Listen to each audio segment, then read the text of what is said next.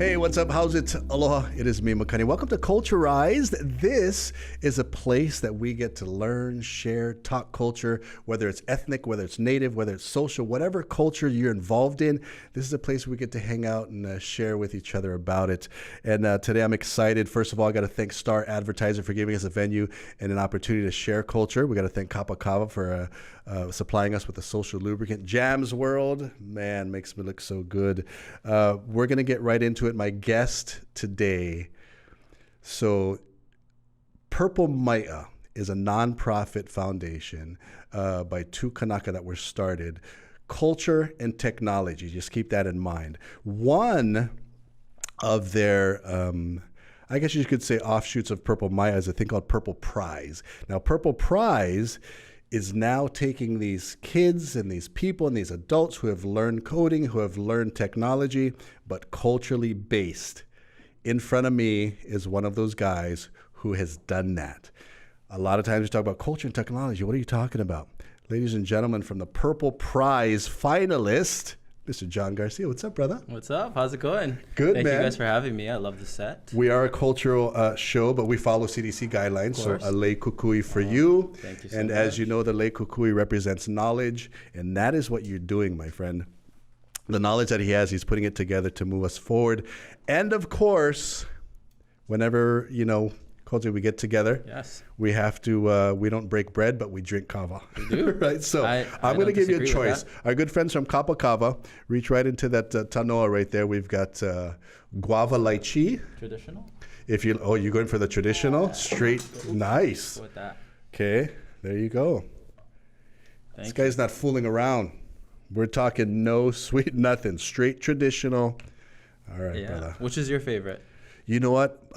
There's the poliahu, and I would show you the bottle, but it's already gone. Thank you. There you go. Again, our good friends from Kapa Kava supplying us with the ability to talk. Mahalo. Mahalo. Oh, how's that? That's straight traditional. There you go. Yeah. Straight out of the umeke, straight out of the tano. I want to get right into it. Purple Prize. Yes. Now, explain to us what Purple Prize is. Not the finals, but what is that whole thing about, Purple Prize? Sure. So the Purple Prize is an Indigenous Innovation Incubator. So it's a place where ideas go and they come out thriving. Now, from what I understand, Purple Prize actually, you don't have to be an already a tech guy. You can just be like me, right out of the house and be like, I want to learn how to code. Yeah. I want to learn how to... All levels of entrepreneurship were there. Mm-hmm. And so Purple, they actually go through all these different levels.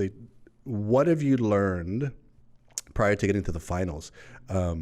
Did you already have a tech background? Did you already have a... Yeah, so I've been an entrepreneur here in Hawaii for about 20 years. Nice. So I have a background as a creative director. I've seen a lot of different parts of the economic system, and being a creative director here, you get to see the diversity. I've had an opportunity to work at Kamehameha School, spend some time in media, and so being inducted into the Purple Prize was my chance to really build something different. Nice. After a career in having my hand in designing so many Hawaiian things, but not really understanding or being really connected to that expression, and so this was my chance. So did that kind of Purple Prize set it apart? So, like you said, Indigenous innovation. Did you come into the Purple Prize with an idea already? I kept an open mind. This was a chance for me as an entrepreneur. I've started a couple of things in the past. I wanted to do something different, being self-taught, in Hawaii, there's so many sophisticated, creative people, and so I think having formal education, obviously, it just helps the theory and the process. And so Purple Prize unlocked that. I didn't have an idea. I just knew I wanted to build something meaningful for the people of Hawaii. Speaking of formal education, what high school you at? Kalani. Nice. So public school. I grew up on the east side, townie. I'm Hawaiian Spanish, and so the weekends I spent with my Hawaiian family. And as a kid, I grew up sort of this product of two cultures, which I think was a blessing, and also led to this long career of trying to discover, who I am, my cultural identity. It's always good when, like you said, it's kind of a dual-edged sword, right? It's like you've got two indigenous cultures that's running through your blood. you're in Hawaii, so you got to favor a little bit of the Hawaiian side, but you can't forget the Spanish side. So were you lucky enough to be immersed in both of them, or was it a little bit more Hawaiian? It was very little of both, actually. And so, yeah, sort of disconnected from both. Not so much from my father, but more from my mother. So we always ask this question. A lot of times we use the word disconnected, or we weren't really taught culture when we were young. Did you notice things, though, about your family, about your upbringing, that there were cultural nuances as you grew up? Yeah, definitely. My grandpa, I think he was the earliest example of aloha aina for me. But what it looked like for a young boy was he has a nice yard, he makes good stew luau. There were sort of these values people were just gravitated to him for. And so. But those are the little things like we remember. And his yard was always well manicured, and those are the things that you remember. So the things that you had culturally growing up, how have you brought that into your life today? Sure. It wasn't a long period of time that I had access to that Hawaiian side of my culture. My grandfather passed away, and as we grew up, just started going less. Right. And so I think the natural progression, being in all these different corporate roles, took a toll. Right. But the things that were constant, grandpa's stew luau, keeping an impeccable yard. That was the idea of aloha aina. I love it. Going back home to Kaimuki, visiting that Ahupua'a, going back to Nanakuli on the weekends. That's it shows me that there's different values in different places. And so, I had to adjust and adapt to that. And I think that's part of culture. That's the great thing of culture. So now, being brought up in that, and you move along from Kalani High School. After that, where did you go? So self-taught. You continue school? Nice. Self-taught. I went to KCC. I took some classes. I started my business when I was 17, and so I graduated. I knew I wanted to get into technology. I started learning. I became a computer technician in high school, and I knew I just wanted to build my business and be industrious that way. I like it. So how many businesses or how many entrepreneurial things have you gotten into before Purple Prize? Oh man, this is a long career. Nice. a lot of different things, from media companies to soap companies. So see, I love that. Now let's get back to Purple Prize. So you got into Purple Prize, and how long from beginning to finals? I forget how long. How many weeks is that? It's 6 months. It's a 6-month incubator. I was part of 2 parts of this process. So the first one was called Kamaka Inana, which was a design thinking program. So I went into this with just a blank slate, knowing that I have a unique set of skills and experiences. You're confident in that. Sure, but it's also I have to the mentors guide us through, helping us to unlock what this thing is, and so. Part of that process is taking into account what is my burning question. And so for me, it was, I feel so disconnected from my culture. How can I connect? Nice. And at the time, I'm also an executive advisor at the Nation of Hawaii. And so I work with Uncle Bumpy Kanahele and Brandon Maka'ava out there in Waimanalo. Yeah. And so Indigenous connectivity has been a theme through 2019 and helping to set up the broadband network out there with the Internet Society. And this idea of building a digital Ahupua'a and capturing these indigenous economies, we call it Ahupua'a economics, through shared abundance. That was really the pinnacle for Exchange Avenue. Just the fact that digital Ahupua'a, just saying that, like we were talking with our Purple Maya guys, Donovan and Olin, just how did you come? Did that just come to you? Like this is digital Ahupua'a, or is it something that you just kind of created, or just boom, that's what it is? There's many layers to it. I think at the heart of it, it's the Ahupua'a system. Being in at the Pu'uhonua, we get to see modern day Ahupua'a in action. And so when we look at ways that we can better serve our citizens and bring resources to the people who need it, obviously if you have land, you can build, you can grow, you can do things with. So we look at our digital identity and the types of platforms that we can build in that space, which we have full jurisdiction over. Yeah. For somebody that may not understand, real quickly, explain to us an Ahupua'a from the cultural standpoint. Right. So one of my teachers, Kamu Ino, says it's the OG social network. Love that guy. It's the OG social network.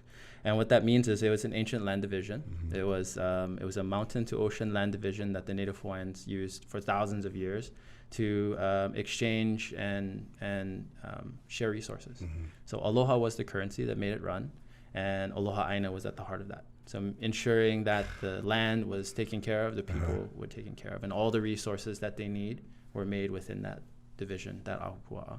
That Ahupua'a, from the mountain to the horizon, everything happened within that.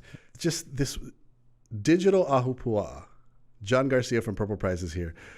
The concept of Ahupua'a, that Hawaiian concept, you've taken that and see, I don't even want to say modernized, because we were so ahead of the game, Hawaiians back in the day. Yep. What have you done with this Ahupua'a concept in what you're doing right now? Sure. So prior to the overthrow, the Native Hawaiian people lived in a highly organized, self-sufficient, subsistent social system that was based on communal land tenure.